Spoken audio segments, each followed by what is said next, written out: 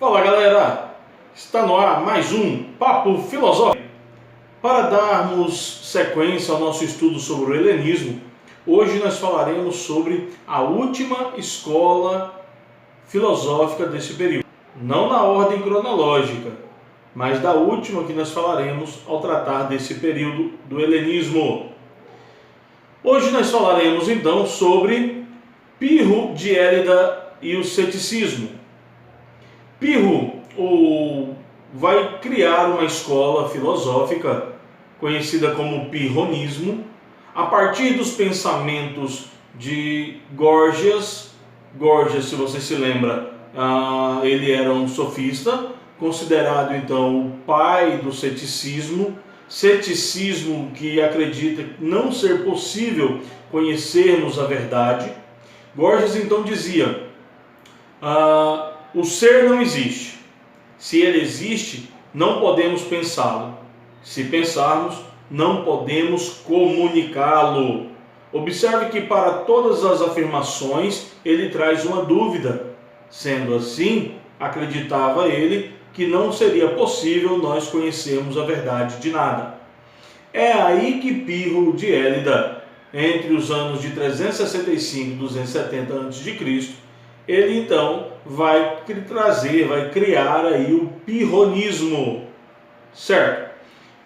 Pirro, muito antes de Epicuro, muito antes de Zenão de Cício, Pirro então já difundia sua filosofia cética em Atenas. Pirro acompanhou Alexandre o Grande nas suas expedições para o alavancamento, para a expansão do seu império. E nessas expedições, Pirro teria tido contato com várias culturas, com várias religiões, com vários povos diferentes. E ele chega à conclusão, então, de que, ao conhecer os gnosofistas diziam que tudo é vaidade. Quem eram esses gnosofistas? Nada mais era do que os sábios da Índia. Por isso eles afirmavam que tudo era vaidade. Pirro então ele observa que verdadeiramente não existe uma única verdade e que tudo não passava de vaidade das culturas diferentes. Sendo assim, ele não vai fundar nenhuma escola propriamente dita em Atenas, porque ele também não tinha direito a um prédio. Ele não era ateniense, ele não era cidadão ateniense. Pirro, então, ele vai difundir as suas ideias lá na ágora, na praça pública, no mercado, criando, então, os seus seguidores. E esses seguidores, eles buscavam, na verdade, um modo de vida que garantisse para eles uma felicidade e uma paz de espírito, paz na alma, que seria, então, a ataraxia, a ausência de dor na alma. Pois bem, esses seguidores, então, eles queriam um paradigma existencial ao qual eles pudessem se referir constantemente. Eles queriam alcançar a felicidade e a paz de espírito. Pirro, então, e seus seguidores afirmavam ser possível viver feliz, mesmo sem a verdade e seus valores. Não haveria necessidade de nós estabelecermos uma verdade e muito menos valores, uma vez que tudo não passa de vaidade e que existem outros povos, outras culturas que vivem muito felizes sem a nossa verdade, sem os nossos valores.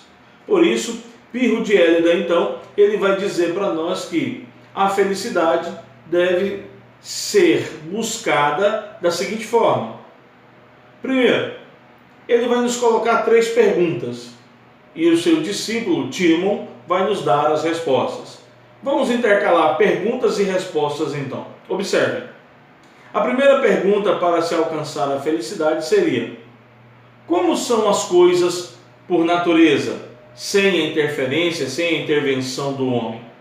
Como seria se não houvesse uma cultura estabelecido valores, normas, padrões? O que seria então, ou como seria as coisas por natureza, sem a cultura? A resposta que Timon nos dá é: as coisas são o que são e não podemos conhecer a verdade. Uma vez que, se você observar, se você se atentar para um objeto, tudo que você vai conhecer desse objeto é aquilo que a sua mente te permite conhecer. Você não vai conhecer o objeto por completo, porque a sua mente não está preparada para conhecê-lo por completo. Mas apenas a sua mente, a sua razão, ela tem uma capacidade. Cada mente, cada razão, cada sujeito tem uma capacidade intelectual para conhecer. E tudo que nós conhecemos, segundo o pirronismo, nada mais é do que aquilo que a nossa mente está preparada para conhecer. Tudo que nós conhecemos, então, são as aparências e não o que é a coisa de fato. Segunda pergunta: qual é a nossa disposição em relação a elas? Como que nós estamos em relação a essas coisas, a esses objetos? Timon responde: permanecer sem opiniões, praticar a epoqué. O que é a epoqué? É a suspensão do juízo.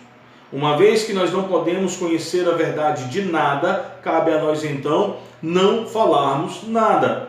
Cabe a nós então nos reservarmos o direito de permanecer calados, já que nós não podemos conhecer a verdade.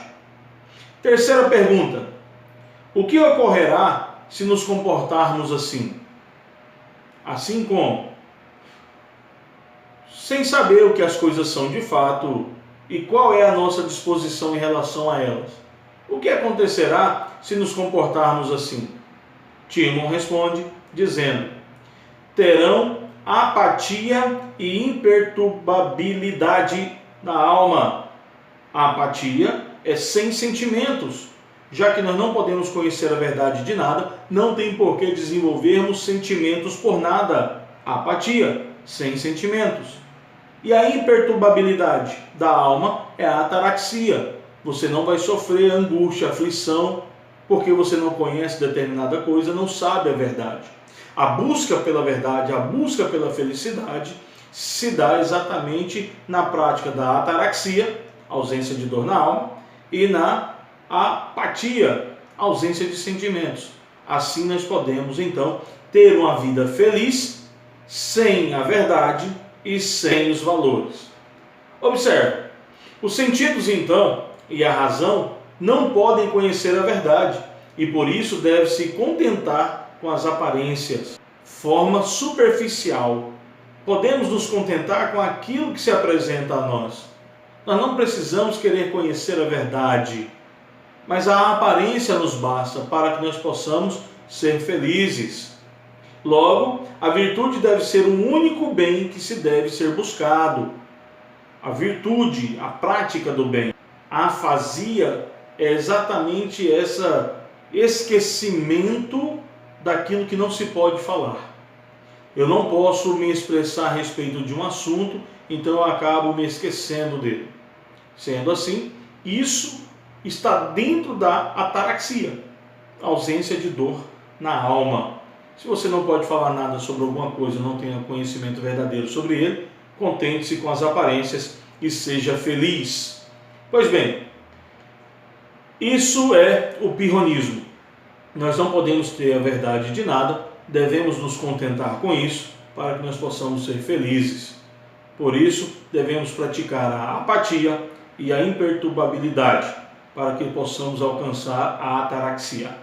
Aqui eu termino com vocês a aula sobre o pirronismo, e não só sobre o pirronismo, mas também